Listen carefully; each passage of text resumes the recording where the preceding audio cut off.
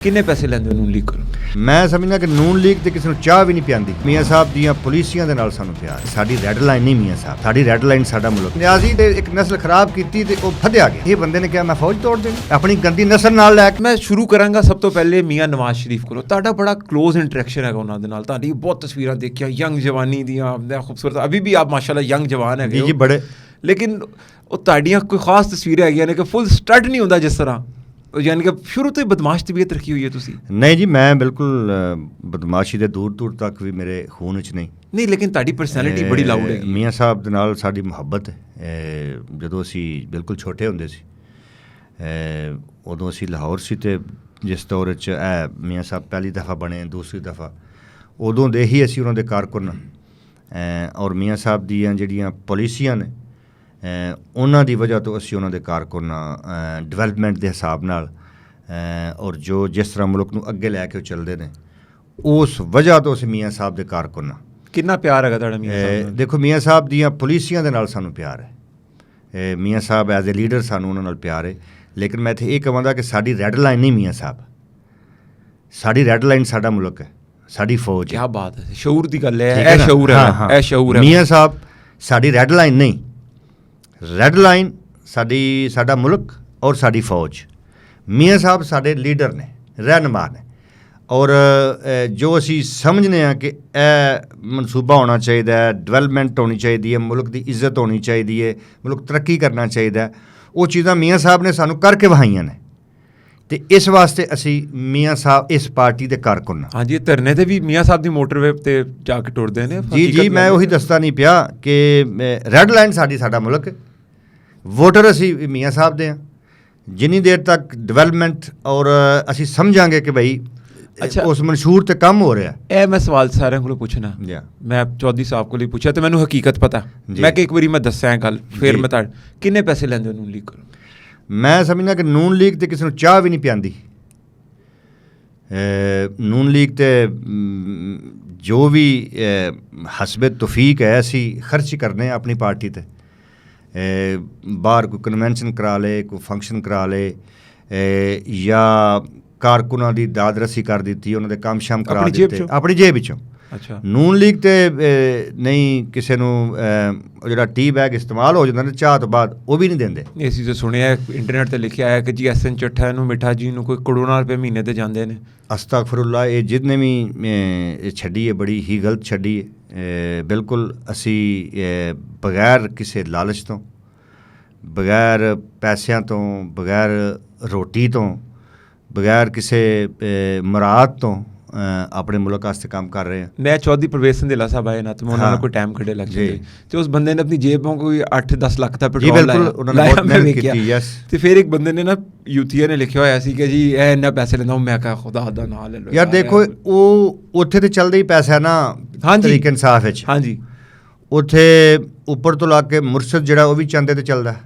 ਹਕੀਕਤ ਗੱਲ, ਥੱਲੇ ਜਿਹੜਾ ਕਾਰਕੁਨ ਨੇ ਗੰਗੂ ਤੇਲੀ, ਉਹ ਵੀ ਚੰਦੇ ਤੇ ਚੱਲਦਾ ਹੀ ਸਭ ਕੁਝ ਹੋ ਗਿਆ ਉਹਨਾਂ ਦਾ। ਹੁਣ ਉਹਨਾਂ ਦੇ WhatsApp ਗਰੁੱਪ ਵੀ ਚੰਦੇ ਤੇ ਚੱਲਦੇ ਨੇ, ਤਨਜ਼ੀਮਾਂ ਵੀ ਚੰਦੇ ਤੇ ਚੱਲਦੀਆਂ ਨੇ। ਉਹਨਾਂ ਦਾ ਆਪਣਾ ਰੇਟ ਹੈ, ਕਿਸ ਹਿਸਾਬ ਨਾਲ ਉਹਨਾਂ ਨੂੰ ਪੈਸੇ ਦੇਣੇ। ਜਿੱਥੇ ਕੋਈ ਵਿਕ ਜਾਏ, ਜਿੱਥੇ ਕੋਈ ਵਿਕ ਜਾਏ, ਜਿੱਥੇ ਕਿਸੇ ਨੂੰ ਉਪਸਾ ਲੈਣ।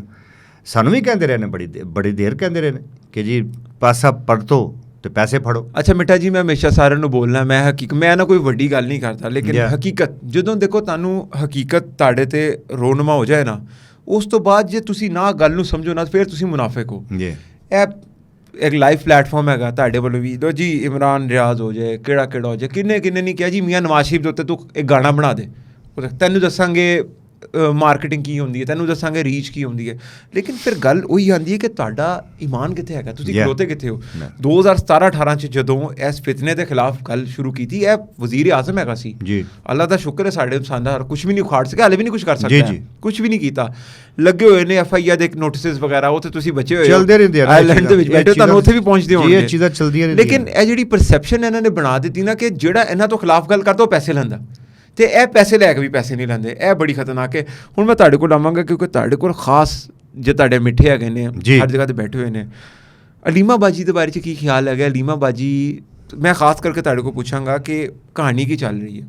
ਕਹਾਣੀ ਇਹ ਚੱਲ ਰਹੀ ਹੈ ਕਿ ਮਰੀਮ ਰਿਆਜ਼ ਭੱਟੂ ਸਾਹਿਬਾ ਜੋ ਬੁਸ਼ਰਾ ਬੀਬੀ ਦੀ ਬਾਜੀ ਹੈਗੀ ਨੇ, ਉਹ ਰੋਜ਼ਾਨਾ ਬਿਲਾ ਨਾਗਾ ਅਲੀਮਾ ਬਾਜੀ ਨੂੰ ਟਵੀਟ ਕਰਦੀਆਂ ਨੇ, ਕੋਈ ਕਮੈਂਟ ਤੇ ਕੁਐਸਚਨ ਮਾਰਕ ਵੀ ਲਾਉਂਦੀਆਂ ਨੇ ਕਿ ਮੈਨੂੰ ਜਵਾਬ ਮਿਲੇ, ਤੇ ਅਲੀਮਾ ਬਾਜੀ ਇੱਕ ਤੇ ਜਵਾਬ ਨਹੀਂ ਦਿੰਦੀ, ਇਹ ਕੀ ਵਜ੍ਹਾ? ਦੇਖੋ ਮਰੀਮ ਰਿਆਜ਼ ਵੱਟੂ ਦੁਬਈ ਦੇ ਵਿੱਚ ਬਹਿ ਕੇ 15 ਲੱਖ ਰੁਪਈਆ ਮਹੀਨਾ ਲੈ ਰਹੀ ਸੀ, 10 ਤੋਂ 15 ਲੱਖ ਰੁਪਈਆ ਹਾਇਰ ਐਜੂਕੇਸ਼ਨ ਦੀ ਉਹਨੂੰ ਪੋਸਟ ਦਿੱਤੀ ਸੀ ਖਾਨ ਸਾਹਿਬ ਨੇ। ਅੱਛਾ, ਦੁਬਈ ਰਹਿੰਦੀ ਸੀ, 10 ਤੋਂ 15 ਲੱਖ ਜਿਹੜਾ ਇਹ ਤੁਸੀਂ ਤਸਦੀਕ ਕਰ ਲੈਣਾ, ਸਾਡੀ ਅਗਰ ਗੱਲ ਝੋਲ ਹੋਏ। ਦੁਬਈ ਬਹਿ ਕੇ ਉਹ ਖਾਂਦੀ ਰਹੀ 4-5 ਸਾਲ ਜਿਹੜੇ ਵੀ ਸੀ, ਠੀਕ ਹੈ। ਰਹਿੰਦੀ ਦੁਬਈ ਸੀ, 15 ਲੱਖ ਉਹਦੇ ਅਕਾਊਂਟ 'ਚ ਜਾਂਦਾ ਸੀ, 10 ਲੱਖ ਜਾਂ 15 ਲੱਖ ਹਾਇਰ ਐਜੂਕੇਸ਼ਨ ਦੀ ਉਹਨੂੰ ਇੱਕ ਅਫੀਸਰ ਲਾਇਆ ਸੀ ਖਾਨ ਸਾਹਿਬ ਨੇ। ਔਰ ਮਰੀਮ ਰਿਆਜ਼ ਵੱਟੂ ਨੇ ਫਿਰ ਜਿਹੜੀ ਐਜੂਕੇਸ਼ਨ 'ਤੇ ਕੰਮ ਕੀਤਾ ਹੋਏਗਾ, ਉਹ ਜਿਹੜੀ ਉਹ ਯੂਨੀਵਰਸਿਟੀ ਹੈ ਜਿੱਥੇ ਰਾਤ ਨੂੰ ਜਿੰਨ ਬੋਲਦੇ ਨੇ, ਹਾਂਜੀ, ਉੱਥੇ ਤਾਲੀਮ ਦਿੱਤੀ ਜਾਂਦੀ ਹੈ ਕਿ ਕਿਸੇ ਦੀ ਜੇਬ ਕਿਵੇਂ ਕੱਟਣੀ ਹੈ। ਅੱਛਾ ਉਹ ਜੀ, ਜਿਹੜੀ ਅਲ ਕਾਦਰ ਯੂਨੀਵਰਸਿਟੀ ਹੈ, ਹਾਂਜੀ, ਹਾਂਜੀ, ਜਾਦੂ ਕਿਵੇਂ ਕਰਨਾ ਹੈ, ਜੀ, ਕਿਸੇ ਦਾ ਘਰ ਕਿਵੇਂ ਉਜਾੜਨਾ ਹੈ, ਹਾਂਜੀ, ਕਿਸੇ ਦੀ ਬੀਬੀ ਕਿਵੇਂ ਫਸਾਣੀ ਹੈ ਜਾਦੂ ਕਰਕੇ, ਕਿਸੇ ਦੀ ਨਿਸ਼ਾਨੀ ਕਿੰਜ ਹੈ ਜਾਦੂ ਕਰਕੇ, ਉੱਥੇ ਇਹ ਤਾਲੀਮ ਦਿੱਤੀ ਜਾਂਦੀ ਹੋਏਗੀ ਨਾ, ਜਿਹੜੀ ਰੂਹਾਨੀਆਤ ਜਿਹੜੀ ਉਹ ਇਹ ਹੀ ਹੈ, ਹੋਰ ਫਿਰ ਕੀ ਹੈ। ਰੂਹਾਨੀਅਤ ਵੀ ਰੂਹਾਨੀਅਤ ਬੋਲਦਾ। ਹਾਂ, ਉਹ ਤਾਂ ਚਲੋ ਬੜਾ ਕੁਝ ਬੋਲਦਾ ਨਾ। ਤੇ ਇਹ ਮਰੀਮ ਰਿਆਜ਼ ਵੱਟੂ ਜਿਹੜੀ ਹੈ ਇਹ ਦੁਬਈ ਆ, ਦਾ ਕਾਰੋਬਾਰ ਹੈ, ਉੱਥੇ ਨਾਈਟ ਕਲੱਬ ਵੀ ਨੇ, ਬਹੁਤ ਪੈਸਾ ਇੱਥੋਂ ਇਹ ਲੈ ਕੇ ਗਏ ਨੇ। ਜਿਹੜਾ ਬਿਜ਼ਨਸ ਹੈ ਦੁਬਈ ਦੇ ਵਿੱਚ ਪੀਰਨੀ ਦਾ ਇੱਕ ਮੁੰਡਾ ਵੀ ਉਹਦੇ ਨਾਲ ਹੀ ਹੈ। ਅੱਛਾ, ਉਹ ਰਲ ਕੇ ਚਲਾਉਂਦੇ ਨੇ, ਰੈਸਟੋਰੈਂਟ ਵੀ ਨੇ, ਨਾਈਟ ਕਲੱਬ ਵੀ ਨੇ, ਹੋਰ ਬਾਕੀ ਮਾਮਲਾਤ ਵੀ ਹੋਣਗੇ, ਫਲੈਟ ਵੀ, ਅਪਾਰਟਮੈਂਟਸ ਵਗੈਰਾ ਵੀ ਹੋਣਗੇ, ਪ੍ਰਾਪਰਟੀ। ਤੇ ਇਹ ਮਰੀਮ ਰਿਆਜ਼ ਵੱਟੂ ਨੂੰ ਵੀ ਆਖਰ ਆਈ। ਇਹ ਪਹਿਲੇ ਤੇ ਇਹੀ ਸੀ ਨਾ, ਤੇ ਇਹ ਤੇ ਬਾਅਦ ਚੋਂ ਉਲਟੀ ਪੁਲਟੀ ਗੇਮ ਹੋਈ। ਅੱਛਾ, ਅਸਲ ਦੇ ਵਿੱਚ ਮੁਰਸ਼ਦ ਦਾ ਵਿਆਹ ਇਹਦੇ ਨਾਲ ਹੋਣਾ ਸੀ। ਅੱਛਾ, ਠੀਕ ਹੈ ਨਾ। Okay. ਹਾਂ, ਉਹ ਤੇ ਫਿਰ ਫੈਜ਼ ਹਮੀਦ ਪੈ ਗਿਆ ਨਾ ਵਿੱਚ। ਮੁਰਸ਼ਦ ਦਾ ਮੁਰਸ਼ਦ ਦਾ ਵਿਆਹ ਮਰੀਮ ਰਿਆਜ਼ ਵੱਟੂ ਨਾਲ ਤੈਅ ਸੀ। ਅੱਛਾ, ਉਹ ਤੇ ਫਿਰ ਆਖਰ ਤੇ ਆ ਕੇ ਫੈਜ਼ ਪੈ ਗਿਆ। ਓਕੇ, ਉਹਨੇ ਕਿਹਾ ਇਹ ਨਹੀਂ, ਉਹਦੇ ਨਾਲ ਕਰਨਾ ਹੈ। ਓਕੇ, ਉਸ ਤੋਂ ਬਾਅਦ ਫਿਰ ਮੁਲਾਕਾਤਾਂ ਜਿਹੜੀਆਂ 2-3 ਅਰੇਂਜ ਕੀਤੀਆਂ ਗਈਆਂ। ਅੱਛਾ, ਅੱਛਾ, ਅੱਛਾ, ਉਹਨੇ ਕਿਹਾ ਵੀ ਜੇ ਤੈਨੂੰ ਵਜ਼ੀਰ ਆਜ਼ਮ ਬਣਾਉਣਾ ਤੇ ਜੇ ਸਾਰਾ ਕੁਝ ਉਹਨੂੰ ਹੀ ਦੇਣਾ ਹੈ ਤੇ ਫਿਰ Okay. ਸਾਡੀ ਮਿਹਨਤ ਕਿੱਥੇ ਗਈ? ਕਿਉਂਕਿ ਉਹਨੇ ਪਿੱਛੇ ਆਪਣਾ ਸਾਰਾ ਸਿਸਟਮ ਲਾਇਆ ਸੀ, ਪੀਰੀ Okay. ਮਰੀਦੀ ਵਾਲਾ, ਜਿਹੜਾ ਉਹ ਮੁਲਾਜ਼ਮ ਸੀ ਇਹਦਾ ਫੈਜ਼ ਹਮੀਦ ਦਾ, ਜਿਹੜਾ Okay. ਸਾਰੀ ਇਨਫੋਰਮੇਸ਼ਨ ਪੀਰਨੀ ਬਣਾ ਕੇ ਤੇ ਉਹਨੇ ਪੇਸ਼ ਕੀਤਾ। ਤੇ ਹਰ ਰੋਜ਼ ਸ਼ਾਮ ਨੂੰ ਉਹਨੂੰ ਕਹਿੰਦਾ ਸੀ ਕਿ ਉਹਨੂੰ ਦੱਸ ਕਿ ਕੱਲ ਇਹ ਹੋ ਜਾਣਾ। ਓਕੇ, ਔਰ ਨੇਮਤੁੱਲਾ ਜਿਹੜਾ ਸੀ, ਜੀ ਜੀ ਜੀ ਜੀ, ਹਾਂਜੀ ਹਾਂਜੀ, ਠੀਕ ਹੈ ਨਾ? ਜੀ ਜੀ, ਉਹ ਬਿਲਕੁਲ, ਫੈਜ਼ ਨੇ ਤੇ ਪੂਰਾ ਵਿਛਾ ਕੇ ਬਿਲਕੁਲ ਉਹਨੂੰ ਕਿਹਾ ਵੀ ਔਰ ਡਿਪਟੀ ਹਾਂ, ਹੈਗਾ ਸਨ, ਜੋ ਵੀ ਸੀ ਆਈਐਸਆਈ ਦੇ ਅੰਦਰ ਹੀ ਹੈਗਾ ਛੱਡੋ ਸਨ। ਤੁਸੀਂ। ਉਹਨੇ ਕਿਹਾ ਵੀ ਤੂੰ ਕਰਨਾ ਹੈ, ਉਹਨੇ ਨਹੀਂ ਕਰਨਾ। ਅਸੀਂ ਅੱਛਾ। ਜਿਹੜੀ ਮਿਹਨਤ ਕੀਤੀ ਤੇਰੇ ਵਾਸਤੇ ਕੀਤੀ ਹੈ, ਅੱਛਾ, ਤੂੰ ਪੀਰ ਨਹੀਂ ਹੈ। ਠੀਕ ਹੈ, ਬਿਲਕੁਲ। ਹਾਂ, ਤੂੰ ਉਹਨੂੰ ਇਸਲਾਮ ਸਿਖਾਉਣਾ ਹੈ, ਜਾਂ ਜੋ ਅਸੀਂ ਤੈਨੂੰ ਦੱਸਨੇ ਉਹ ਤੂੰ ਸਿਖਾਉਣਾ ਹੈ।